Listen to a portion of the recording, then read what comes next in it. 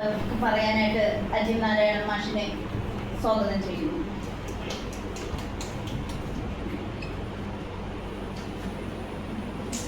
എല്ലാവർക്കും നമസ്കാരം. കഥയുടെ രസതന്ത്രത്തെ മനോഹരമായിട്ടാണ് ആസ്വദിച്ചത്. കഥയുടെ രസതന്ത്രത്തിൽ നിന്നും വാക്കിൻ്റെ ജീവശാസ്ത്രത്തിലേക്കാണ് നമ്മൾ സഞ്ചരിക്കുന്നത്. വാക്കിൻ്റെ നീതിശാസ്ത്രം, ഈ ഒരു ടൈറ്റിൽ കേൾക്കുമ്പോൾ തന്നെ ഒരു കൗതുകം ഉണ്ടാവും എന്ന് തന്നെയാണ് എൻ്റെ വിശ്വാസം. അതിൽ തന്നെ ഒരു ചോദ്യം ഒളിഞ്ഞിരിക്കുന്നുണ്ട്: വാക്കിന് നീതിയുണ്ടോ? അല്ലേ? വാക്കിന് നീതിയുണ്ടോ? വാക്കിന് നീതിയുണ്ട്. ഉണ്ട്. വാക്കിന് തീർച്ചയായിട്ടും നീതിയുണ്ട് എന്ന് വിശ്വസിക്കുന്ന ആളുകളാണ് നമ്മളെല്ലാവരും. അതുകൊണ്ട് തന്നെയാണ് നമ്മളെല്ലാവരും ഈ 2 ദിവസം പല പ്രദേശങ്ങളിൽ വന്ന് ഇങ്ങനെ ചേർന്നിരിക്കുന്നത്. അത് വാക്കാണ്. ഈ വാക്കുണ്ടാകുന്നത് എങ്ങനെയാണ്? ഉദ്ഘാടന പ്രസംഗത്തിൽ രാഹുൽ മാഷ് സൂചിപ്പിച്ചു, അക്ഷരങ്ങൾ ചേരുമ്പോഴാണ് വാക്ക് രൂപപ്പെടുക. അക്ഷരങ്ങൾ ചേർക്കപ്പെടുന്നപ്പോഴാണ് ആശയ വിനിമയത്തിന് വേണ്ടിയാണ് വാക്ക് ഉപയോഗിക്കുന്നത്. അക്ഷരങ്ങൾ ചേർക്കപ്പെടുമ്പോൾ ഉണ്ടാകുന്ന വാക്കിൻ്റെ സ്വത്വാപരമായ സവിശേഷതയേക്കാണ് അതിൻ്റെ നൈതികതയെ നാം കാണുന്നത്. നമ്മുടെ സ്വാഗതഗാനത്തിലെ ആ വരികൾ തികച്ചും യാദൃശ്ചികമല്ല, കൃത്യമായ ദിശാബോധത്തോടുകൂടി തന്നെയാണ് ആ ഗാനം ചിട്ടപ്പെടുത്തിയത്. നീ എന്ന ഒറ്റ വാക്ക്, സ്വതന്ത്രമായ ഒറ്റ വാക്കിൽ നിന്നും, ഒരക്ഷരമുള്ള ഒരു വാക്കിൽ നിന്നും, ഞാൻ എന്ന ഒറ്റക്ഷരമുള്ള മറ്റൊരു വാക്ക്, 2 വ്യത്യസ്തമായ വാക്കുകളിൽ ചേരുമ്പോഴുണ്ടാകുന്ന വളരെ വിശാലമായ നമ്മൾ എന്ന ഒരു ബൃഹത്തായ ആശയത്തിലേക്ക് നമ്മൾ നയിക്കുന്ന നൈതികതയാണ് വാക്ക്. ഞാൻ സൂചിപ്പിച്ചു, ആശയപരമായ പ്രകടനങ്ങൾക്ക് വേണ്ടി, സംവാദത്തിന് വേണ്ടിയാണ് വാക്കുകൾ ഉപയോഗിക്കുന്നത്. ഈ വാക്കുകൾ ചേരുമ്പോൾ, 2 വാക്കുകൾ ചേരുമ്പോഴുണ്ടാകുന്ന ഒരു അർത്ഥതലമുണ്ട്. ആ സൂചിപ്പിച്ചു, ഒരു വാക്ക് സ്വതന്ത്രമായി നിൽക്കുമ്പോൾ അതിന് പ്രത്യേകമായ യാതൊരു അർത്ഥതലങ്ങളുമില്ല. എന്നാൽ 2 വാക്കുകൾ ചേരുമ്പോഴുണ്ടാകുന്ന സങ്കീർണമായ അല്ലെങ്കിൽ ലളിതമായ അന്വേഷണാത്മകമായ ഒരു വലിയ തലത്തിലേക്ക് നമ്മൾ നയിക്കുന്നത് അതും ആശയവിനിമയ ഉപാധിയായിട്ടുള്ള ഭാഷയാണ്. അല്ലേ? ഭാഷ, ലിപികളുള്ള ഭാഷകളുണ്ട്, ഇല്ലാത്ത ഭാഷകളുണ്ട്. മലയാള ഭാഷ ഇന്ത്യൻ സംസ്ഥാനത്തിൽ തന്നെ ശ്രദ്ധിച്ചോ, മലയാളം, തമിഴ്, കന്നഡ, ഉറുദു, ഹിന്ദി, മറാഠി, ഭോജ്പൂരി, അങ്ങനെ അസാമീസ്, വ്യത്യസ്തമായ ഭാഷകളുടെ സംഗമ ഭൂമിയാണ് ഇന്ത്യ. അങ്ങനെ ഉണ്ടാകുന്ന ഭാഷയ്ക്ക് തീർച്ചയായിട്ടും ഇന്ത്യൻ ലോജിക്കിൻ്റെ ഒരു അടിസ്ഥാനത്തിലാണ് എൻ്റെ ഈ ക്ലാസ്സിൻ്റെ എൻ്റെ ചിന്തകൾ അവതരണം ഞാൻ നിങ്ങളുടെ മുമ്പിൽ അവതരിപ്പിക്കുന്നത്. ഭാരതീയ ചിന്ത, ന്യായശാസ്ത്രത്തിൻ്റെ അടിസ്ഥാന ഘടകങ്ങളെ സ്വീകരിച്ചുകൊണ്ടാണ് ഞാൻ ഈ വിഷയത്തെ നിങ്ങളുടെ മുമ്പിലേക്ക് വയ്ക്കുന്നത്. വളരെ ബൃഹത്തായ ഒരു തത്വത്തെ, വളരെ ബൃഹത്തായ, അത് വലിയൊരു പാത്രത്തിൽ ഇട്ട് കാറ്റി കുറുക്കി വറ്റി വരട്ടിച്ച് ഗുളിക രൂപത്തിലാക്കി കഴിക്കാൻ തരുന്ന അത്തരത്തിൽ പാകപ്പെടുത്തിയ ചില ക്യാപ്സൂളുകളാണ് എൻ്റെ സൂചകങ്ങൾ. തീർച്ചയായിട്ടും ആ സൂചകങ്ങളിൽ നിന്ന് മുന്നോട്ട് അന്വേഷണാത്മകമായി സഞ്ചരിക്കുവാനും അത് വിപുലപ്പെടുത്തുവാനും അത് വാക്കിൻ്റെ നീതിബോധത്തെയും നൈതികതയും എപ്രകാരം ജീവിതത്തിലും പൊതുസമൂഹത്തിലും എഴുത്തിലും എങ്ങനെ പ്രകടമാകുന്നതിന് അന്വേഷണമായ യാത്രയാണ്. നമ്മളെല്ലാം എഴുത്തിനെ, അക്ഷരങ്ങളെ ചേർത്ത് വെക്കുക. ആ എഴുത്തിൻ്റെ മാസ്മരികതയിൽ എന്താണ് വാക്കിൻ്റെ നൈതികത അല്ലെങ്കിൽ നീതിശാസ്ത്രം എന്ന ആ വിഷയത്തിൽ തീർച്ചയായിട്ടും 4 പ്രധാനപ്പെട്ട ഘടകങ്ങളെ കൂടി ഞാൻ കൂട്ടിച്ചേർക്കാൻ ആഗ്രഹിക്കുകയാണ്. വാക്ക് ചേരുന്ന, വാക്കുണ്ടാവുന്ന അല്ലെങ്കിൽ വാക്ക് സംവദിക്കുന്ന ഭാഷയുടെ അടിസ്ഥാനപരമായ 4 ഘടകങ്ങൾ. അത് തീർച്ചയായും ഒരു ഭാഷയ്ക്ക് തീർച്ചയായിട്ടും ഒരു വ്യാകരണം ഉണ്ടാകും. അല്ലേ? ഭാഷയ്ക്ക് തീർച്ചയായിട്ടും ഒരു വ്യാകരണമാണ്. ഏത് ഭാഷയ്ക്കായാലും അത് കൂടുതലായിട്ടുള്ള പഠനത്തിനും അന്വേഷണാത്മകതയ്ക്കുമൊക്കെ അതിനൊരു വ്യാകരണം ഉണ്ടാകും. വ്യാകരണ ശാസ്ത്രത്തെ നമ്മൾ അതിന് പൗരാണിക തലത്തിൽ ആലോചിച്ചാൽ പാണിനീയമാണ് ഭാഷയുടെ വ്യാകരണത്തിൻ്റെ അടിസ്ഥാനപര തത്വം സൂത്രകാരനാണ് പാണിനി. പാണിനി സൂത്രകാരനെന്നാണ് വിളിക്കപ്പെടുന്നത്. ആ സൂത്രങ്ങളുടെ വ്യാഖ്യാനമാണ് ഭാഷ്യങ്ങൾ. പതഞ്ജലി പോലുള്ള ഭാഷ്യകാരന്മാർ ഈ സൂത്രത്തെയും ഭാഷ്യങ്ങളെയും നമ്മുടെ മുന്നിൽ തന്നിട്ടുള്ള വിശദീകരണ തത്വങ്ങളാണ് എക്കാലത്തും ഏത് ഇന്ത്യൻ ഭാഷകളുടെയും അടിസ്ഥാനപരമായിട്ടുള്ള തത്വം. ആ ഭാഷയ്ക്ക് 4 ഘടകങ്ങളാണ് ഇന്ത്യൻ ലോജിക്ക് അർത്ഥവത്താക്കുന്ന അല്ലെങ്കിൽ വേർതിരിക്കുന്ന 4 ഘടകങ്ങൾ. ഒന്ന് അതിൻ്റെ വ്യാകരണമാണ്. 2 ഭാഷയ്ക്കൊരു വ്യാകരണം ഉള്ളതുപോലെ തന്നെ വളരെ പ്രധാനപ്പെട്ട ഒന്നാണ് ഭാഷയുടെ സാഹിത്യം. സാഹിത്യം ഭാഷയുടെ വളരെ പ്രധാനമായ മർമ്മപ്രധാനമായ ഒരു ഘടകമാണ്. ഏതൊരു ഭാഷയ്ക്കും ഏതൊരു സാഹിത്യത്തിനും അതിനൊരു ദാർശനികതയുണ്ടാകും. വ്യാകരണം, സാഹിത്യം, ദാർശനികത. 4ാമത് ഏറ്റവും പ്രധാനമായി ഞാൻ കൂട്ടിച്ചേർക്കുന്നത് അതിൻ്റെ നൈതികതയാണ്, നീതിബോധമാണ്, ന്യായമാണ്. ന്യായം സ്വാഭാവികമായിട്ട് ഒരു സംശയം ഉണ്ടാവും. എന്താണ് ന്യായം അല്ലേ? ന്യായം എന്ന് പറഞ്ഞാൽ യഥാർത്ഥമായിട്ടുള്ള അറിവിനെയാണ് ന്യായം എന്ന് പറയുന്നത്. പ്രമാണം എന്ന് നമ്മൾ പറയുന്നത് യഥാർത്ഥമായ രേഖയാണ് യഥാർത്ഥത്തിൽ ന്യായം എന്ന് പറയുന്നത്. അപ്പം ന്യായം ഉണ്ടാകുന്നത് സംശയം ഉണ്ടാകുമ്പോഴാണ് അല്ലേ? സംശയമായിട്ടുള്ളപ്പോഴാണോ വ്യവഹാരങ്ങൾ സംഭവിക്കുക. അപ്പോൾ നമുക്ക് മുന്നിൽ ഒരു സംശയം സൃഷ്ടിക്കപ്പെടുമ്പോൾ, സംശയം ഉണ്ടാകപ്പെടുമ്പോൾ തീർച്ചയായിട്ടും അതിന് അടിസ്ഥാനപരമായിട്ടുള്ള പ്രമാണങ്ങളെ നാം സ്വീകരിക്കാറുണ്ട്. നമ്മുടെ വ്യവഹാരങ്ങളൊക്കെ തന്നെ ഈ ന്യായപ്രമാണങ്ങളെ ആശ്രയിച്ചിട്ടാണ്. കോടതി വ്യവഹാരങ്ങളായിക്കോട്ടെ, മറ്റ് തർക്ക വിഷയങ്ങളായിക്കോട്ടെ, മറ്റ് ജീവിത വ്യവഹാരങ്ങളായിക്കോട്ടെ, എല്ലാം തന്നെ ഈ പ്രമാണങ്ങളെ അടിസ്ഥാനം. ഈ പ്രമാണങ്ങൾ അതും പ്രധാനമായിട്ടും 4 വിധമാണ്. ഏതൊരു കോടതിയിലും ഏതൊരു സന്നിധിയിലും ഏതൊരു സ്ഥലത്തും ഒരു സംഭവം നടന്നാൽ അതിൻ്റെ അടിയന്തര പ്രധാനമായ മുഖ്യമായ തത്വം, പ്രമാണം, രേഖ ദൃക്സാക്ഷിയാണ് അല്ലേ? സംശയമുണ്ട? മറ്റൊരു സാക്ഷ്യത്തെക്കാളും അപ്പുറം നാം വിധിക്കപ്പെടുന്ന, കൽപ്പിക്കപ്പെടുന്ന അല്ലെങ്കിൽ സ്വീകരിക്കുന്ന ഒരു പ്രധാനപ്പെട്ട മാർഗം ദൃക്സാക്ഷിയാണ്. ഞാൻ എൻ്റെ കണ്ണുകൊണ്ട് കണ്ടതാണ് എന്നതാണ് പ്രസിദ്ധി. ഞാൻ എൻ്റെ കണ്ണുകൊണ്ട് കണ്ടതാണ് എന്നതാണ് പ്രസിദ്ധി. അങ്ങനെ ഏറ്റവും പരമപ്രധാനമായി ചേർത്ത് വയ്ക്കുന്ന ഈ ദൃക്സാക്ഷി എന്ന ഏറ്റവും പ്രധാനമായ സാക്ഷി, അതിനും അപ്പുറം ഈ സാക്ഷ്യത്തിലേക്ക്, പ്രമാണത്തിലേക്ക് നമുക്ക് എത്തപ്പെടാൻ കഴിയാതെ വരുമ്പോൾ നാം മറ്റൊരു പ്രമാണത്തെ ആശ്രയിക്കും. അനുമാനം. ഇന്ന സാഹചര്യങ്ങളെ കൊണ്ട് ഇങ്ങനെയൊക്കെ ഉണ്ടാകാം, ഇന്ന സാഹചര്യങ്ങളിൽ ഇങ്ങനെയൊക്കെ ഉണ്ടാകാം. ഈ അനുമാനങ്ങളും നമുക്ക് സാക്ഷ്യങ്ങളാണ്, തെളിവുകളാണ്, ന്യായങ്ങളാണ്, പ്രമാണങ്ങളാണ്. ഈ അനുമയങ്ങളുടെ അപ്പുറത്ത് ഒറ്റൊരു ശക്തമായ പ്രമാണമുണ്ട്. ശബ്ദപ്രമാണമെന്ന് ന്യായശാസ്ത്രം പറയും. ശബ്ദപ്രമാണം. ആ ശബ്ദപ്രമാണത്തിൻ്റെ ഏറ്റവും ആധികാരികത അർത്ഥോപദേശമാണ് ശബ്ദം. വിശ്വസനീയമായ ഒരുവന്റെ വാക്കുകൾ പ്രമാണമാണ് അല്ലേ? സംശയമുണ്ട? ലാവണ്യ മാഷ് ഇന്ന സ്ഥലത്ത് ഇങ്ങനെ പറയുന്നു, പ്രമാണമാണ്. അധ്യാപകരായിട്ടുള്ള നിരവധി സൗഹൃദങ്ങൾ, വാക്കുകൾ ഇവിടെ അധ്യാപകരുടെ വാക്കുകൾ പ്രമാണങ്ങളാണ്, സ്വീകരിക്കപ്പെടുന്ന, വിശ്വസനീയമാണ്.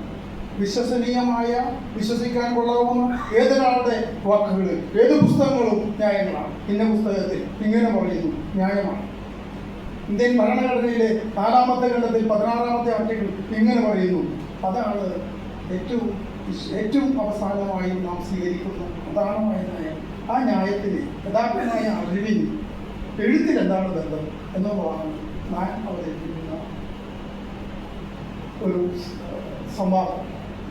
തീർച്ചയായിട്ടും ഞാൻ നേരത്തെ സൂചിപ്പിച്ച പോലുള്ള വാക്കുകൾ, ഭാഷകൾ, അങ്ങനെ വ്യത്യസ്തമായ ഭാഷകളുടെയും വാക്കുകളുടെയും സാഹിത്യത്തെയും ഒക്കെ അറിയുന്നതിന് മുമ്പ് ഈ വ്യാകരണം, നിങ്ങൾക്കറിയാമോ വ്യാകരണ ശാസ്ത്രം? പ്രത്യേകിച്ച് നമ്മുടെ പാണിനി സൃഷ്ടിക്കപ്പെട്ട വ്യാകരണ ശാസ്ത്രത്തിൻ്റെ മലയാളത്തിലൊരു വേറൊരു പാണിനിയും ഏതറിയാവോ? AR രാജരാജവർമ്മ. അപ്പോൾ AR രാജരാജവർമ്മ കേരള പാണിനി എന്നാണ് അറിയപ്പെടുന്നത്. പാണിനി, അതേപോലെ സനകൻ തുടങ്ങിയ മഹർഷിമാർ ഈ വ്യാകരണ ശാസ്ത്രം, ചിലപ്പോൾ അതിനെ വൈയാകരണം എന്നുകൂടി പറയാം. വൈയാകരണം ശരിക്കും അങ്ങനെ ഒരു വൈയാകരണം തന്നെയാണ് വ്യാകരണ വിഷയം. ഏതൊരു ഭാഷയുടെയും സാഹിത്യം പഠിക്കാൻ എളുപ്പമായിരിക്കും, പക്ഷേ അതിൻ്റെ ദാർശനിക തലങ്ങളെ ചിന്തിക്കുന്ന എളുപ്പമായിരിക്കും. അതിന് ന്യായങ്ങൾ ചിന്തിക്കാൻ വരും. പക്ഷേ വ്യാകരണ ശാസ്ത്രങ്ങളിലേക്ക് സങ്കീർണമായ സാഹചര്യങ്ങൾ മാത്രമേ നമുക്ക് മുന്നോട്ട് പോകാൻ കഴിയൂ. ആ തരത്തിലെ സങ്കീർണമായ വ്യാകരണ ശാസ്ത്രം ഒരു രസകരമായ കഥയാണ്. അതുകൂടി പറയാതെ ഇത് മുന്നോട്ട് പോകാൻ കഴിയില്ല. ഈ വ്യാകരണം ശാസ്ത്രം ലഭിക്കുന്നതിന് ഈ പാണിനി, സനകൻ തുടങ്ങിയ മഹർഷിമാർ ശിവനെ ഇങ്ങനെ ഭയങ്കരമായിട്ട് തപസ് ചെയ്യും.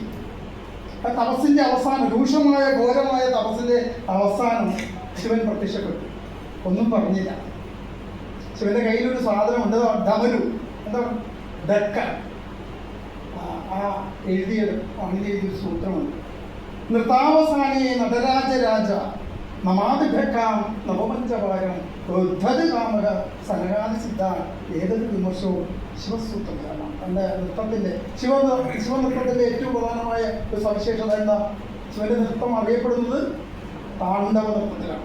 ആ താണ്ഡവ നൃത്തത്തിൻ്റെ അവസാനം ശിവൻ പ്രത്യക്ഷപ്പെട്ട് തൻ്റെ ഉടുക്ക് 14 പ്രാവശ്യം നമാതിഭക്കാം നവപഞ്ചവാരം 14, 9, 5, 14 പ്രാവശ്യം ശബ്ദിപ്പിച്ചു. ആ 14 ശബ്ദങ്ങൾ 14 സൂത്രങ്ങളായിട്ടാണ് പാണിനി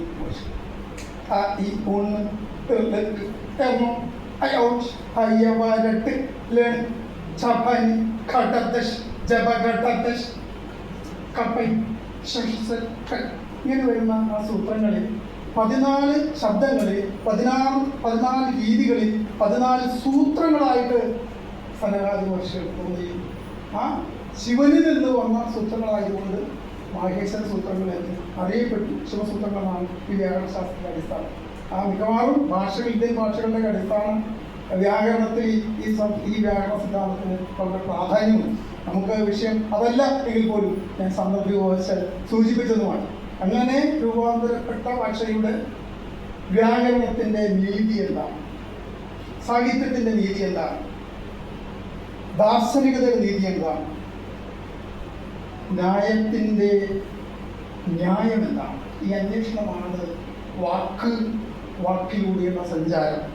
ഏതൊരു വ്യവഹാരത്തിൻ്റെയും പ്രധാനമായിട്ടുള്ള തലം വാക്ക് തന്നെയാണ്. ഇന്ത്യൻ നവോത്ഥാനത്തിൻ്റെയും കേരളീയ നവോത്ഥാനത്തിൻ്റെയും ചരിത്രം തന്നെ എടുത്ത് പരിശോധിച്ചാൽ വാക്ക് സമരമായും പോരാട്ടമായും ആയുധമായും ജ്വലിപ്പിക്കുന്ന കാലഘട്ടത്തിൽ നിന്നാണ് ഞാനും നിങ്ങളും ഇങ്ങനെ കൂടിച്ചേർന്ന് സംവദിക്കുവാനും ചർച്ച ചെയ്യുവാനും ഇരിക്കുവാനും ഭക്ഷണം കഴിക്കുവാനും സഹവസിക്കുവാനും പറ്റുന്ന ഒരു ഭൗതിക സാഹചര്യം രൂപപ്പെട്ടത് ഈ വാക്കിൻ്റെ ഉജ്ജ്വലമായ രൂപമാറ്റങ്ങളിലൂടെയുള്ള സഞ്ചാരമാണ്. ഓർമ്മകൾ ത്വരിതപ്പെടുത്തുന്ന അന്വേഷണങ്ങളാണ് നീതിബോധം. ആ നീതിബോധത്തിലൂടെയുള്ള സഞ്ചാരമാണ് നമ്മുടെ ദാർശനങ്ങൾ രൂപപ്പെടുത്തുന്നതിൽ വാക്കുകൾ രൂപപ്പെടുത്തുന്ന വ്യക്തമായ പങ്ക് അത് എഴുത്തിലെങ്ങനെയാണ് പ്രകടമാകുന്നതെന്നാണ് നമ്മുടെ അന്വേഷണം. ഈ ലോകം സൃഷ്ടിക്കപ്പെടുത്തുന്നത് എന്തിനെ കൊണ്ടാണ്? പദാർത്ഥങ്ങളെ കൊണ്ടാണ്. പദാർത്ഥങ്ങൾ മുഖ്യമായി ഈ ചരാചരങ്ങളായിട്ടുള്ള ചലിക്കുന്നതും ചലിക്കാത്തതുമായിട്ടുള്ള ഈ പ്രകൃതിയിലെ പദാർത്ഥങ്ങൾ 7 പദാർത്ഥങ്ങളെ ന്യായശാസ്ത്രം പറയും. ഇതൊക്കെ പറയും. ഇതൊക്കെ ഈ വാക്കും ഇതൊക്കെ എന്തിനാണ് ഈ ഇവിടെ പറയുന്നത്? ഇതിലെന്താണ് പ്രസക്തി? അതിലേക്കാണ് പറയുന്നത്. ദ്രവ്യം, ഗുണം, കർമ്മം, സാമാന്യം, വിശേഷം, സമവായം, അഭാവം. അഭാവം എന്ന് ഞാൻ പറയുന്ന അഭാവം ഇല്ലായ്മയെ ഞാൻ അവസാനത്തേക്ക് മാറ്റിവെക്കുകയാണ്. ഇല്ലാത്ത ഒന്നിനെ ഉണ്ടാക്കുക എന്നത് തന്നെയാണ് ഭാവന, എഴുത്ത്. അതിനെ ഞാൻ മാറ്റിവെക്കും. ദ്രവ്യങ്ങളെ കൊണ്ടാണ് പ്രപഞ്ചം, പദാർത്ഥങ്ങളെ കൊണ്ടാണ് സൃഷ്ടിക്കുന്നത്. പ്രധാനമായും നാം അനിവാര്യമായി കാണേണ്ട, മനസ്സിലാക്കേണ്ട 9 ദ്രവ്യങ്ങളുണ്ട്. ഈ ദ്രവ്യങ്ങൾ 9 എണ്ണമാണ്. സത്യൻജിക്കറിയാം, ഒപ്പം പഠിച്ചയാളാണ്. പൃഥ്വി, ജലം, തേജസ്, വായു, ആകാശം, കാലം, ദിക്കാത്മാവ്, മനസ്സ്. കുഞ്ഞാട് മാഷ് പഞ്ചഭൂതങ്ങളെ സൂചിപ്പിച്ചു. അതുകൊണ്ട് തന്നെയാണ് ഞാൻ പറഞ്ഞത് രസബന്ധത്തിൽ നിന്ന് ഇതിന്റെ ഈ വിഷയങ്ങളെല്ലാം പരസ്പരം ബന്ധപ്പെട്ട് കിടക്കുന്നതാണ്. പൃഥ്വി, ഭൂമിയെക്കുറിച്ച് ചിന്തിക്കാതെ പറയാതെ നമുക്ക് എഴുതാൻ കഴിയുമോ? ഭൂമിയെക്കുറിച്ച്, വെള്ളത്തെക്കുറിച്ച്, അഗ്നിയെക്കുറിച്ച്, സൂര്യനെക്കുറിച്ച്, ചൂടിനെക്കുറിച്ച് അവയില്ലാത്ത എഴുത്തുണ്ട്. പഞ്ചഭൂതം. പിന്നെ മറ്റൊന്ന് പ്രാണനാണ്, വായു, കാറ്റ്. ഇതില്ലാത്ത ഒരു എഴുത്ത്, അക്ഷരങ്ങൾ, ലോകം, ചിന്ത, ഭാവന നമ്മളിലുണ്ടോ? തീർച്ചയായിട്ടും നാം എഴുതുമ്പോൾ അറിയാതെ സംഭവിച്ചു പോകുന്ന നൈതികതയാണ്. ന്യായശാസ്ത്രം പഠിച്ചിട്ടോ നീതി നോക്കിയോ അല്ല നമ്മൾ എഴുതുന്നത്. പക്ഷേ എഴുത്തിൽ സ്വാഭാവികമായി സംഭവിച്ചു പോകുന്ന നൈതികതയാണ് നാം കാണേണ്ടത്. ദ്രവ്യം, ഈ ദ്രവ്യം തന്നെ 9 എന്ന് പറയുമ്പോൾ അപ്പോൾ അതിൽ ആദ്യത്തെ എന്താണ്? പൃഥ്വി, ജലം, തേജസ്, വായു, ആകാശം, ദിക്ക്, ആത്മാവ്, മനസ്സ്. ഞാൻ എടുത്തെടുത്ത് പറയുന്നത് ഇതൊക്കെ എങ്ങനെ എഴുത്തിൽ പ്രകടമാകുന്നു എന്ന അന്വേഷണം തീർച്ചയായിട്ടും മനസ്സിൽ വെക്കുന്നതിന് വേണ്ടിയാണ്. ജലം, വായു, ആകാശം, കാലം, ദിക്ക്, ആത്മാവ്, മനസ്സ്. മനസ്സ്, ആത്മാവ് ഒക്കെ അറിയണം. എന്തിനെ ആത്മാവെന്ന് വിശേഷിപ്പിക്കുന്നത്? സുഖത്തിന് ഇരിപ്പിടമായി യാതൊരു ഇന്ദ്രിയമുണ്ടോ അതിനെയാണ് ആത്മാവെന്ന് പറയുന്നത്.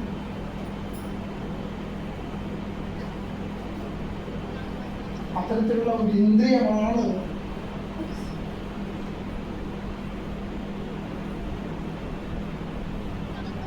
കാലമില്ലാത്ത എഴുത്തുണ്ടോ? ദേശമില്ലാത്ത എഴുത്തുണ്ടോ? അപ്പൊ ഈ 9 ഭാവങ്ങൾ ദ്രവ്യത്തിൻ്റെ, പൃഥ്വി, ജലം, തേജസ്, ചൂട്, വായു, പ്രാണൻ എന്ന് പറയുന്ന എഴുത്തിന്റെ പ്രാണൻ പോലും ഈ നൈതികതയുമായി ബന്ധപ്പെട്ട് കിടക്കുന്നുണ്ട്. പ്രാണനില്ലാത്ത എഴുത്തുകളെ, അക്ഷരങ്ങളെ നമുക്ക് ഉൾക്കൊള്ളാൻ കഴിയില്ല.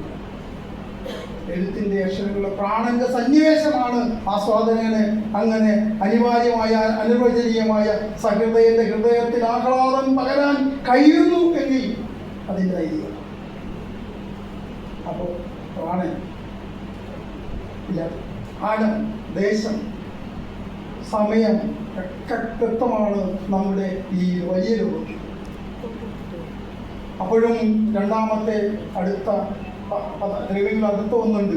അതാണ് എഴുത്തിന്റെ നീതിയോട്, നൈതികതയോട് ചേർന്ന് നിൽക്കുന്ന പരമപ്രധാനമായിട്ടുള്ള ഒരു സൂചകം, ഗുണം. ദ്രവ്യം നമ്മൾ പറഞ്ഞു കഴിഞ്ഞു. ഗുണം, ഗുണം. ന്യായശാസ്ത്രം വെക്കുന്നതൊക്കെ അന്വേഷണം, ഈ ചെറിയ നിങ്ങളുടെ ഈ അന്വേഷണത്തിലേക്ക് ഇവിടെ കൂടിയിരിക്കുന്ന വാക്കൂട്ടിലേക്ക് നിങ്ങൾ എത്തിച്ചേരുമ്പോൾ, തിരിച്ചു പോകുമ്പോൾ നിങ്ങൾക്ക് എന്തെങ്കിലും കൊണ്ടുപോകുവാൻ കഴിയുന്നുവെങ്കിൽ അത് നിങ്ങൾ നേടിയെടുക്കുന്ന നിങ്ങളുടെ അന്വേഷണ പാതയിലെ വിത്തുകളാണ്. അവ സജീവമാക്കുക. ഗുണങ്ങൾ, 24 ഗുണങ്ങളെ കൃത്യമായി നമുക്ക് പറയുവാൻ കഴിയും, എണ്ണി പറയുവാൻ കഴിയും. രസകരമാണ്. കഥയുടെ രസതന്ത്രം എഴുത്തിൻ്റെയും വാക്കിൻ്റെയും രസതന്ത്രമായി പരിണമിക്കുകയാണ് ജീവശാസ്ത്രമായി.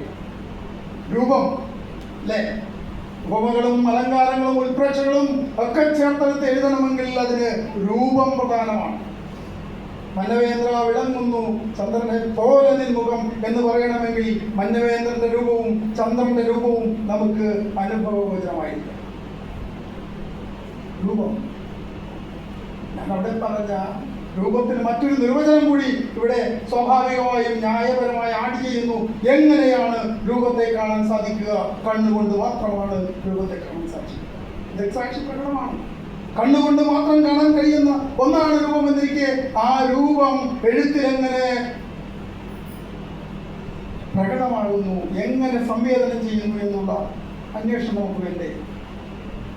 എഴുത്തിന്റെ രസം, കഥയുടെ രസതന്ത്രത്തെ പറഞ്ഞു, വാക്കിന്റെ രസത്തെ കുറിച്ച് നമുക്ക് ചിന്തിക്കണ്ടേ? വാക്ക് രസമുള്ളതും രസമില്ലാത്തതുമായ അനുഭവപ്പെടുന്ന വാക്കിന്റെ ഉന്നതമായ ബോധതലങ്ങളിൽ എങ്ങനെയാണ് മനുഷ്യന്റെ മനസ്സുകളിൽ സന്നിവേശിക്കപ്പെടുക, സംവാദം ചെയ്യപ്പെടുക?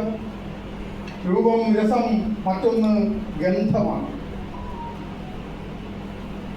വ്യത്യസ്തമായ അനുഭവിക്കുന്ന വേദങ്ങളിൽ, തലങ്ങളിൽ ഗന്ധത്തിന് വളരെ പ്രാധാന്യമുണ്ട്. നമ്മുടെ വിഷയങ്ങളിൽ, നമ്മുടെ എഴുത്തില്, സാഹിത്യത്തില്, ഭാഷയിൽ. ഭാഷയ്ക്കൊരു മണമുണ്ട്. സമ്മതിക്കൂ, ഭാഷയുടെ മണം, ഭാഷയുടെ ഗന്ധം വളരെ സൗകുമാര്യമാണ്. ഭാഷയുടെ ഗന്ധം അതറിയണമെങ്കിൽ ഭാഷയെ അറിയണം, സാഹിത്യത്തെ അറിയണം. രൂപം, രസം, ഗന്ധം, സ്പർശം. വളരെ വളരെ ഇമ്പോർട്ടൻ്റ് ആയിട്ടുള്ള നാലാമത്തെ സാധനം സ്പർശം അല്ലേ. വളരെ സുഖകരമാണ് ഓരോ സ്പർശനങ്ങളും. അമ്മ തൊടുമ്പോഴുണ്ടാകുന്ന അനുഭവം, ഭാര്യ തൊടുമ്പോഴുണ്ടാകുന്ന അനുഭവം, കാമുകി തൊടുമ്പോഴുണ്ടാകുന്ന അനുഭവം, കുഞ്ഞുങ്ങൾ തൊടുമ്പോഴുണ്ടാകുന്ന അനുഭവം, അങ്ങനെ എന്ന് വേണ്ട ഭൂമിയിലെ ചലിക്കുന്നതും ചലിക്കാത്തതുമായ വസ്തുക്കളിൽ നാം സ്പർശിക്കുമ്പോൾ നാം അനുഭവിക്കുന്ന സുഖത്തെ, സ്പർശന സുഖത്തെ അറിഞ്ഞാലല്ലേ നമുക്ക് എഴുതുവാൻ കഴിയും. എഴുത്തിലെ സ്പർശനത്തിന് വളരെ പ്രാധാന്യം. രൂപം, രസം, ഗന്ധം, സ്പർശം, സംഖ്യ, എണ്ണം പ്രസക്തമാണ്. അക്ഷരം പോലെ തന്നെ 81 അക്ഷരാളീകരിതത് എന്ന് പറയപ്പെടുമ്പോൾ എണ്ണം വളരെ പ്രസക്തമാണ്. വാക്കിൻ്റെ അക്ഷരങ്ങളുടെ എണ്ണങ്ങൾ. പഴയകാല കവിതകളിൽ എണ്ണം പ്രധാനമാണ്. ഛന്ദനിബിദ്ധമായ, രാസനിബിദ്ധമായ, വൃത്തനിബിദ്ധമായ കവിതകളിൽ അക്ഷരങ്ങൾക്ക് എണ്ണം പ്രധാനമാണ്. എവിടെയാണ് നീ ചിന്തിച്ചിട്ടുണ്ടോ? രൂപം, രസം, ഗന്ധം, സ്പർശം, സംഖ്യ, പരിമാണം. പരിമാണം അറിയണം. പൃഥക്തം, സംയോഗത്തെ അറിയണം, വിഭാഗത്തെ അറിയണം, ദ്രവത്തെ അറിയണം. രൂപ, രസ, ഗന്ധ, സ്പർശ, സംഖ്യ, പരിമാണ, പൃഥക്ത, സംയോഗ, വിഭാഗ, പരത്വം, അപരത്വം, അപരത്വം, ഗുരുത്വം, ദ്രവത്വം, സ്നേഹം, ശബ്ദം, ബുദ്ധി, സുഖം, ദുഃഖം, ഇച്ഛ, ദേഷ്യം, പ്രയത്നം, ധർമ്മം, അധർമ്മം, സംസ്കാരം. എണ്ണം പറഞ്ഞ 24 ഗുണങ്ങൾ.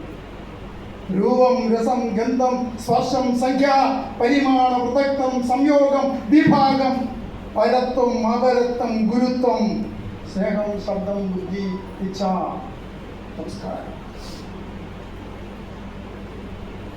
ഭൗതികമായ എഴുത്തുകളുമുണ്ട്, ദാർശനികമായ എഴുത്തുകൾ. സംസ്കാരമില്ലെങ്കിലും ഭാഷ, സംസ്കാരമില്ലാത്ത ഭാഷ സ്വീകരിക്കപ്പെടുകയില്ല. ഇവിടെ ഗുരുത്വമുള്ള ഭാഷ പ്രധാനമാണ്. സ്നേഹമായ ഭാഷ പ്രധാനമാണ്. അല്ലേ ഭാഷ?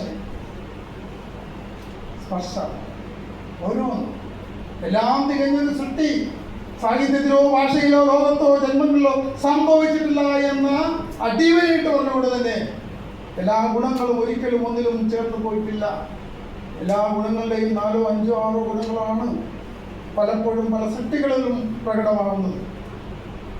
ബുദ്ധിയുള്ളവന് ഗുരുത്വമുണ്ടാകുകയില്ല, ഗുരുത്വവും ബുദ്ധിയുമുള്ളവന് സംസ്കാരമുണ്ടാകുകയില്ല, ഇത് മൂന്നുമുള്ളവന് സ്നേഹമുണ്ടാകുകയില്ല, ഇതെല്ലാം ചേർന്നവന് രൂപമുണ്ടാകുകയില്ല. അല്ലേ? നാം ഒരു വസ്തുവിനെ ഇഷ്ടപ്പെടുന്നു, നാം ഒരു വസ്തുവിനോട് ആകൃഷ്ടമായി തോന്നുന്നത് ആദ്യമായി കണ്ടറിഞ്ഞിട്ടാണ്, തൊട്ടറിഞ്ഞിട്ടാണ്, മണത്തറിഞ്ഞിട്ടാണ്. അതുപോലെ തന്നെയാണ് അക്ഷരങ്ങളും പുസ്തകങ്ങളും.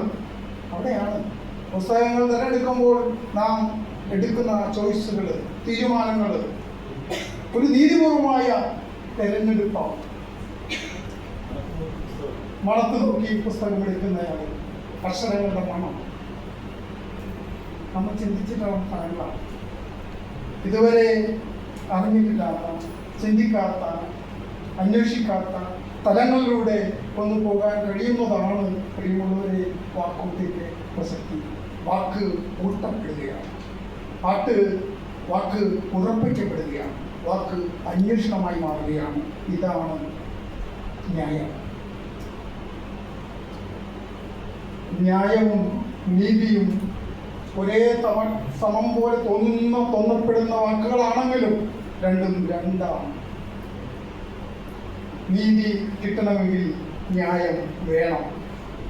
ആ ന്യായങ്ങൾ നിരത്തുകയാണ് നീതിയുടെ ആത്യന്തികമായിട്ടുള്ള കടമ.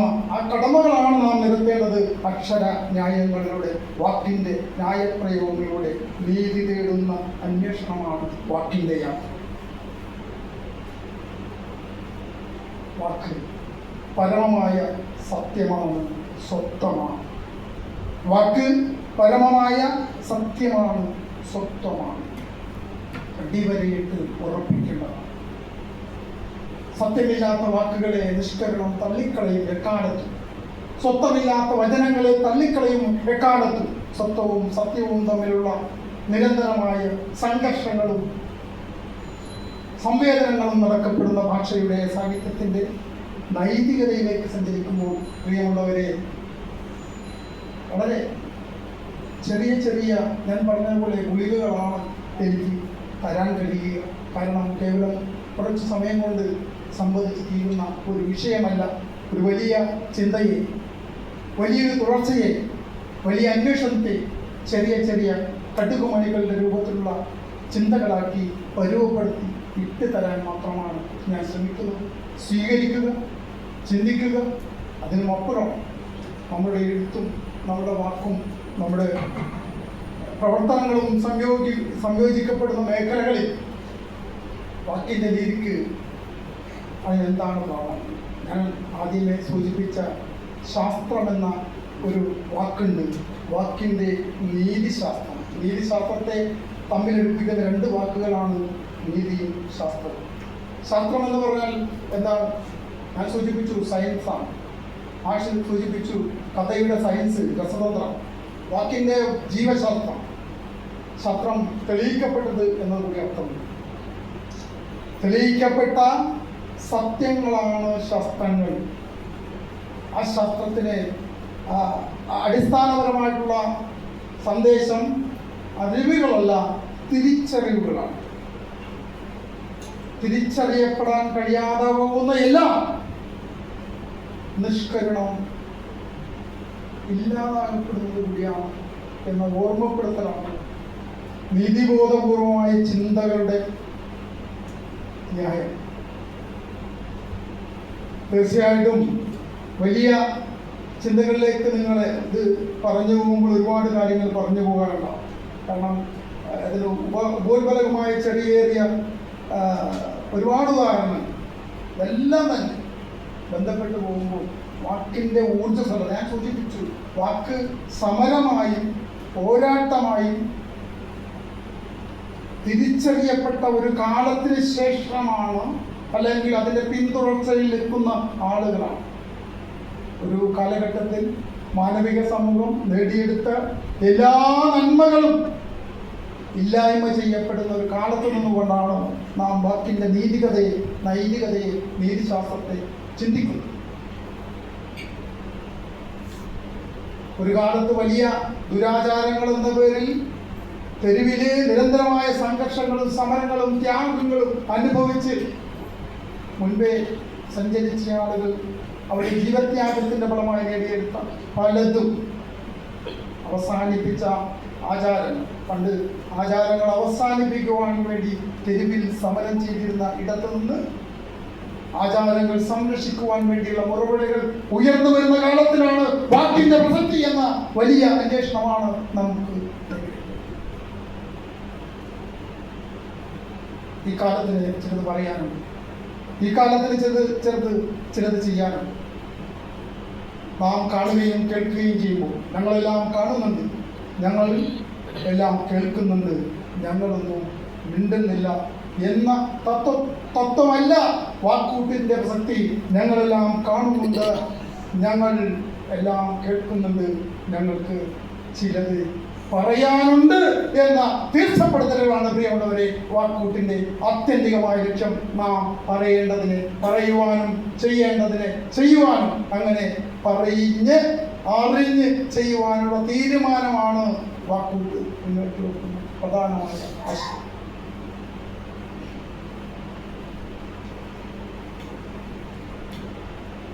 എനിക്കേറെ സന്തോഷമുണ്ട് ഈ വേദി ആശയപരമായിട്ടുള്ള ബോധതലങ്ങളിൽ അറിവുകളല്ല, തിരിച്ചറിവുകളാണുള്ളതാണ്. ഞാനും നിങ്ങളും അടങ്ങുന്ന സമൂഹത്തിൽ, ഞാനും നിങ്ങളും പെടുന്ന അക്ഷരലോകങ്ങളിൽ നാം അറിയാതെ പോകുന്ന, പറയാതെ പോകുന്ന, മിണ്ടാതെ പോകുന്ന, കേൾക്കാതെ പോകുന്ന നിരവധി അനവധി നീതികേടുകളുണ്ട്, അന്യായങ്ങളുണ്ട്. ഈ അന്യായങ്ങളെയും നീതികേടുകളെയും വാക്കിൻ്റെ സ്വത്വബലം കൊണ്ട് നേരിടാൻ കെൽപ്പുള്ളവരായി മാറിത്തീരുമ്പോഴാണ് പ്രിയമുള്ളവരെ എഴുത്ത് പൂർണ്ണമാക്കുന്നത്. വലിയ അവകാശങ്ങൾ കുറച്ച് കുറച്ച് കാര്യങ്ങൾ പങ്കുവയ്ക്കപ്പെടാൻ കഴിഞ്ഞു എന്ന ചരിതാർത്ഥ്യം മാത്രമാണ്. ബാക്കി തുടരന്വേഷണമാണ്. ആ തുടരന്വേഷണ പ്രക്രിയയിൽ ചേർത്ത് വയ്ക്കപ്പെടുന്ന അങ്ങേയറ്റം ബലമുള്ള ഉറപ്പുള്ള ചങ്ങല കണ്ണികളായി കൊരുക്കപ്പെട്ട ഓരോ വാക്കുകളായും ദൃഢമായ ഉന്നതമായ വിചാരങ്ങളുടെ, തീരുമാനങ്ങളുടെ, നിലപാടുകളുടെ ചാലക ശക്തികളായി നിങ്ങൾക്ക് മാറിത്തീരാൻ ഈ വാക്കുകൾ സഹായകരമാകട്ടെ എന്ന് മാത്രം പറഞ്ഞുകൊണ്ട് ഞാൻ എൻ്റെ വാക്കുകൾ അവസാനിപ്പിക്കും.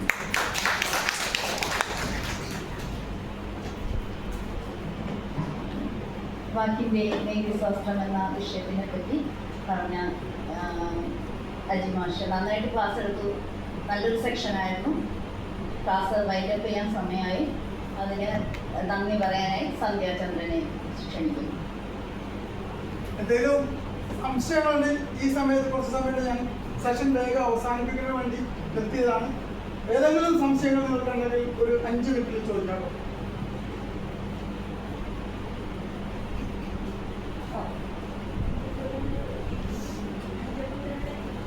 ഇങ്ങനെ കേൾക്കുന്നില്ല.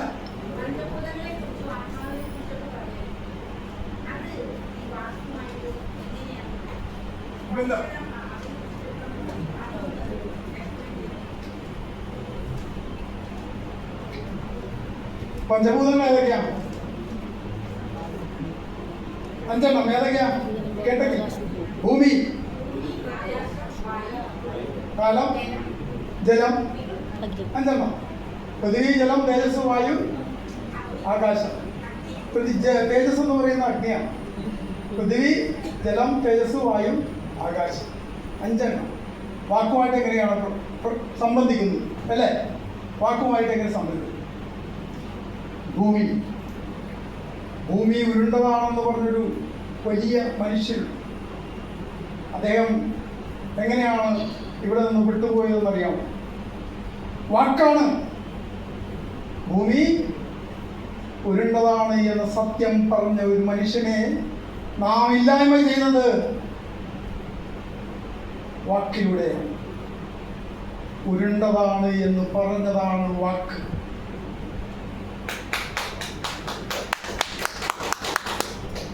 ആത്മാവ് എങ്ങനെയാണ് വാക്ക് വായിച്ചത്? സുഖാത് ഉപലബ്ധി സാധനം ഇന്ദ്രിയം മന. സുഖത്തിന് ഇരിപ്പിടമായ ഒരു ഇന്ദ്രിയമുണ്ടോ അതിനെ മനസ്സെന്ന് പറയും. ജ്ഞാനം അധികരണം ആത്മാ.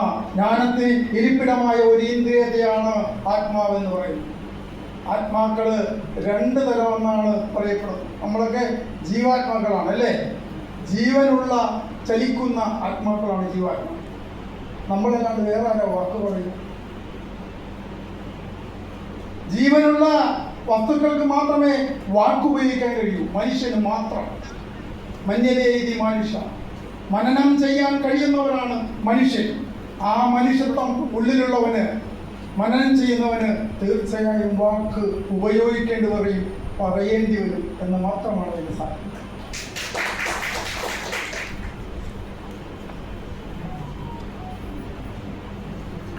എല്ലാവർക്കും നമസ്കാരം.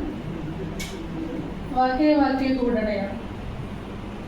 ഈ വാക്കൂട്ടിലേക്ക് എത്തിയ ഓരോ വാക്കുകൾക്കും എഴുത്തുവഴിയിൽ നല്ലൊരു അനുഭവം അനുഭവിക്കാനുണ്ടെന്നുള്ളതിന് യാതൊരു സംശയമില്ല. ഈ ക്യാമ്പ് ഡയറക്ടറായ മീനാട് മാഷിന് നന്ദി പറയുന്നു. വാക്കിൻ്റെ നീതിശാസ്ത്രം എന്ന വിഷയത്തിൽ ക്ലാസ് എടുത്ത അജിനാരായണ മാഷിന് നന്ദി പറയുന്നു. എൻ്റെയും ഓരോ വാക്കുകളുടെയും പേരിൽ നന്ദി പറയുന്നു. അധ്യക്ഷത വഹിച്ച ബിജു പടോളിക്കും സ്വാഗതമേകിയ ദേവി നായർക്കും എൻ്റെയും എൻ്റെ വാക്കുകളുടെയും പേരിൽ നന്ദി പറയുന്നു.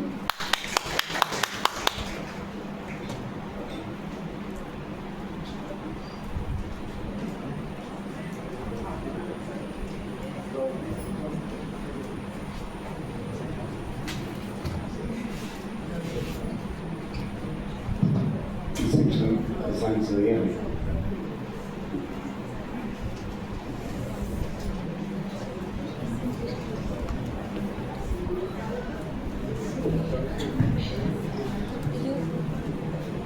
ഉച്ചയ്ക്ക് മുമ്പുള്ള സെഷനുകൾ ഏകദേശം അവസാനിച്ചിരിക്കുകയാണ്. ഭക്ഷണം ഒരു 5 മിനിറ്റിനകത്ത്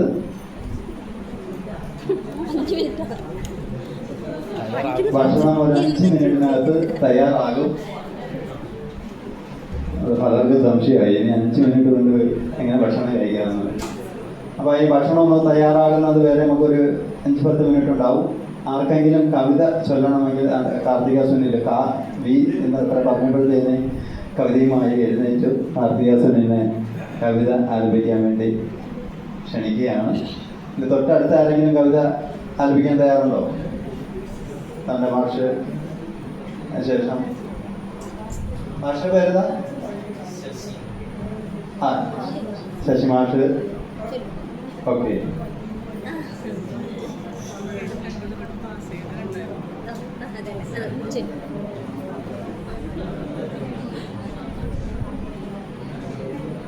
നമസ്കാരം പേരെ. ഞാനൊരു ഗദ്യ കവിതയാണ്. പുഞ്ചിരി. വർണ്ണങ്ങൾ നിറയുന്ന ലോകത്തിൽ സ്വപ്നങ്ങൾ തിളങ്ങുന്ന മിഴികളിൽ തെളിയുന്ന നിറദീപവുമായ അവൾ പുഞ്ചിരിച്ചു. ഉണങ്ങി വരേണ്ട ജീവിതവും ശൂന്യമായ മനസ്സിൽ നിറയുന്ന ആദിയും വ്യാധിയുമായി ഉണങ്ങിപ്പോയ പുഞ്ചിരിയുമായി മറ്റൊരാൾ. ചായം തേച്ച ചുണ്ടിൽ ഓടിയ പുഞ്ചിരിയുമായി ആരെയോ കാത്തിരിക്കുന്ന വിലാസവതിയായവൾ. കുഞ്ഞിക്കവിളിലിക്കിടി കൂട്ടി കൊഞ്ചിക്കവേ പുഞ്ചിരിക്കുന്ന കുഞ്ഞിനെ നോക്കിയമ്മ പുഞ്ചിരിച്ചു നിർവൃതിയായി. മകന്റെ കഴുത്തിൽ കത്തിയമർത്തി അയാളും പുഞ്ചിരിച്ചു. ജീവന് വേണ്ടി കേഴുന്ന മുഖം അയാളിൽ വികാരമൊന്നും ഉണ്ടാക്കി. പിന്തുടർ നേരിഞ്ഞമരുമ്പോൾ അതറിയാതെ താമസിന്റെ മടിത്തട്ടിൽ ലഹരിയിൽ മയങ്ങിയൊരമ്മയും പുഞ്ചിരിച്ചു. അതൊരു പിശാചിന്റെ ചിരിയായിരുന്നു. ഇരുണ്ട മതിലിനപ്പുറം വെളിച്ചം മരവിച്ച് കിടക്കുന്നു. മധു നുകർന്ന ഗ്ലാസിനുള്ളിൽ മരണം വരിക്കാനെത്തുന്ന ഉറുമ്പിൻ കൂട്ടങ്ങൾ കണ്ടു മരവിച്ചു നിന്നും മൗനം. പലവിധ പുഞ്ചിരികൾ കണ്ടു ശിരയായ ഈശ്വരൻ ഇനിയൊരു പുഞ്ചിരി കൂടെ കാണാൻ കഴിയാതെ മിഴികൾ കൊടുത്തു. നന്ദി.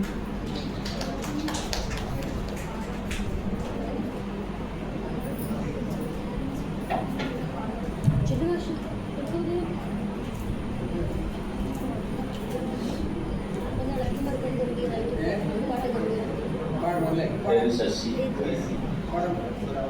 അമ്മ എന്നാണ് കവിതയുടെ പേര്. അമ്മ.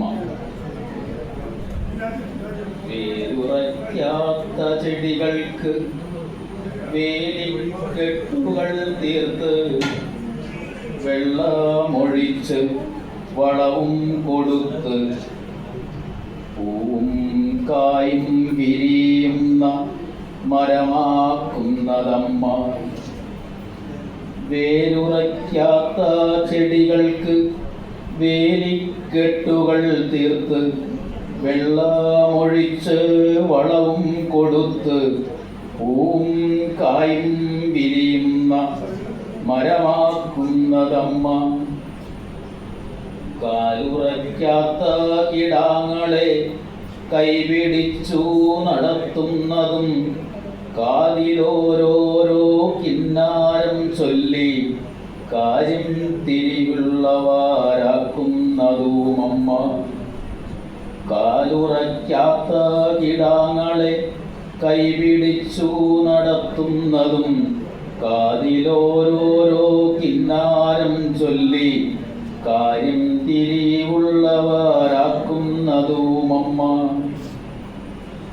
നടവഴിയാകെ നടന്നു തളരുമ്പോൾ നടുവിനു വയ്യെങ്കിലും താങ്ങിയെടുത്തു തൻ കുഞ്ഞിനെ മാറോടു ചേർത്തു നടക്കുന്നതും അമ്മ.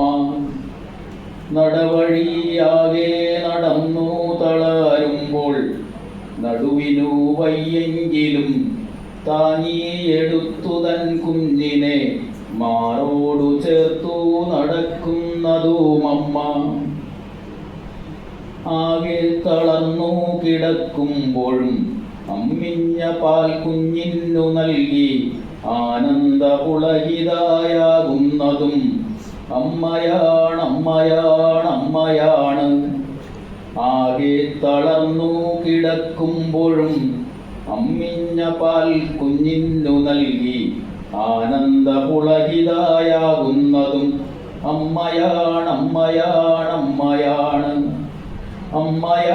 അമ്മയാണെപ്പോഴും സോദരിയാണവരെപ്പോഴും വേദനകൾ മാറ്റുന്നൊരു വേദാന്തമാണെന്നുമെന്നമ്മ. അമ്മയാണെപ്പോഴും സോദരിയാണവരെപ്പോഴും വേദനകൾ മാറ്റുന്നൊരു വേദാന്തമാണെന്നുമെന്നമ്മ. നന്ദി.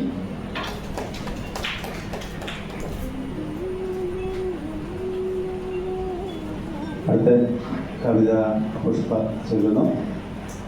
അതിന് തൊട്ടടുത്ത കവിത ഒരു ചൊല്ലുന്നത് ഉദയാണ്. ഉദയ എഴുതിയ കവിത, അതിനൊരു പ്രത്യേകതയുണ്ട്.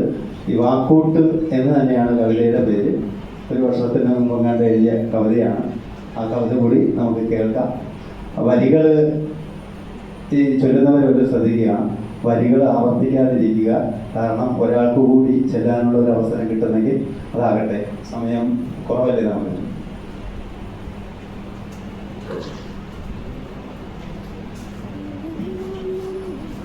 എല്ലാവർക്കും എൻ്റെ നമസ്കാരം. ഇന്നത്തെ കാലത്തെ നേർക്കാഴ്ചകളിലൂടെ ഞാനൊന്ന് പൊക്കോട്ടെ. കാലം കലിതുള്ളി ഉറയുന്നു, കലികാലം എന്ന് മൊഴിയുന്നു. മൃഗതുല്യെ ബന്ധങ്ങൾ മറന്നു ഭോഗിക്കുന്നു. വാനോളം ചേർത്തുയർത്തി ഒരു പൂവ് പറിച്ചെറിയും പോലെ ഇവിടെ കരുതലാവേണ്ട കരം കാട്ടുന്നത് എന്താണ്? തിരുത്താനാവാതെ നമ്മൾ കാണുന്നതോ ആരും കാണാൻ ഇഷ്ടപ്പെടാത്ത കാഴ്ചകൾ, തീനാളം പോലെ ഉത്ഭവിക്കുന്ന ചിന്തകൾ ചില നേരങ്ങളിൽ മനസ്സിനെ ചുറ്റി വരിയുമ്പോൾ കാഴ്ചക്കാരൻ്റെ മനസ്സ് പൊള്ളിപ്പിടയുന്ന പടനിലമാകും. കവിത കാലം സാക്ഷി. ഈ പിടയുന്ന ചോരയ്ക്കു സാക്ഷിയുണ്ടോ? ഈ പിടയുന്ന ചോരയ്ക്കു സാക്ഷിയുണ്ടോ? മുറിവേറ്റു വീഴുന്ന പ്രാണന്റെ വേദന ആഞ്ഞു വീശുന്നൊരാഭ്രാന്തിന്റെ അക്കരെ സ്വപ്നാന്തരങ്ങളെ കീറി മുറിച്ചുവോ? ഇതിഹാസമൊക്കെയും ഇഴചേർന്ന യാത്രയിൽ ഒന്നായി ചേർന്നൊരാ നിമിഷങ്ങളിൽ ചന്തത്തിൽ പുഞ്ചിരി പൂക്കളായി വിടരുമ്പോൾ വിട പറയും ഇന്നലകൾ കണ്ണീർ കയങ്ങളായി പുനർജനി തേടി അലയുവതിനാൽ പിടഞ്ഞുഴറും കാലം പിണങ്ങിയകലാൻ കൊതിച്ച സ്വപ്നങ്ങളെ വാശിച്ചരടിൽ ബന്ധിച്ച ബന്ധങ്ങളും അകതാരിലുറഞ്ഞുകൂടുമാ ചിത്തഭ്രമത്തിൽ കാഴ്ചകൾ മങ്ങുന്നു, സുഖങ്ങൾ തേടുന്നു. ഉമ്മകൾ തുന്നിക്കിതച്ചു മടുത്തൊരാ വിരളി തീർക്കും പൈശാചികങ്ങളിൽ സ്ത്രൈണമൂർച്ഛതൻ ചിറകടിയോച്ചയിൽ വെന്ത വേനലിൽ പൊഴിച്ച മഴയിൽ ശ്വാസമൊടുങ്ങിയുള്ളുലയും കൊടുങ്കാറ്റിൽ ഭയപ്പാടിൻ്റെ രോമകൂപങ്ങളെഴുന്നു നിൽക്കുമ്പോൾ ആരോ പുലമ്പുന്നു നമ്മൾ വിളയിച്ച പ്രേമാർബുദത്തിൻ്റെ ബാക്കി പത്രം. ആരോ പുലമ്പുന്നു നമ്മൾ വിളയിച്ച പ്രേമാർബുദത്തിൻ്റെ ബാക്കി പത്രം. നന്ദി.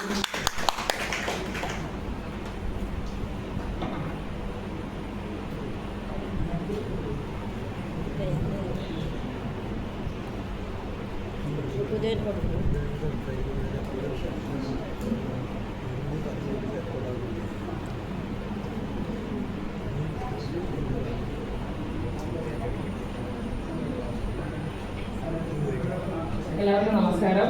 ഇത് സൂചിപ്പിച്ചതുപോലെ കവിതയുടെ പേര് വാക്കൂട്ട് എന്നാണ്. 2024 ഒക്ടോബർ ലക്കത്ത് യുവതാരയിൽ പ്രസിദ്ധീകരിച്ച ഒരു കവിതയാണ്. വാക്കേ വാക്കേ എന്നവൾ ആർത്തു കരയുമ്പോൾ നോക്കെത്താ ദൂരത്തോളം ഒരു ഗോതമ്പ് പാടം വിളഞ്ഞു പഴുത്ത് പാകമായവളെ മാടി വിളിക്കും. നടവരമ്പിലൂടെ അവൾ പതിയെ നീങ്ങുമ്പോൾ അടിതെറ്റരുതേ എന്നൊരു കരുതലിന്റെ നോട്ടം പായിക്കും. ഓരോ കാൽവെപ്പിലും കൂടെയുണ്ടെന്ന് കൈ ചേർത്തു പിടിക്കും. നട്ടുച്ച സൂര്യൻ ഉച്ചിയിൽ കത്തുമ്പോൾ വറ്റുന്ന തൊണ്ടയിലേക്കൊരു പുതുമഴ ഇറ്റിച്ചു നൽകും. ഇഴമുറിയാതെ ഉള്ളം നിറഞ്ഞു കേൾക്കാൻ ഒരു കാതു പരതുമ്പോൾ കൂടെയുണ്ടെന്ന് നനുത്ത സ്പർശത്താൽ ഉള്ളു കുളിർപ്പിക്കും. പരാജിതരുടെ ഭൂഖണ്ഡത്തിലെ ഭൂപടങ്ങളിൽ നിന്നും പ്രത്യാശ എന്ന തുരുത്തിലേക്കുള്ള വഴി കാട്ടിത്തരും. നോവോർമ്മകൾ ഒറ്റുകാരനെ പോലെ വട്ടം പിടിക്കുമ്പോൾ വിരിഞ്ഞിറങ്ങിയ പക്ഷിക്കുഞ്ഞുങ്ങളുടെ ഇനിയും തുറക്കാത്ത കണ്ണുകളും ആർത്തിയോടെ പിളർക്കുന്ന കൊക്കുകളും കാട്ടിത്തരും. വാക്കേ വാക്കേ എന്നവൾ വിളിക്കുമ്പോഴൊക്കെയും നീയേ നീയേ എന്ന പ്രതിധ്വനിയുടെ ആഴമേറും. ചുണ്ടിൽ മുലപ്പാലിന്റെ മധുരം കിനിയും. Thank you.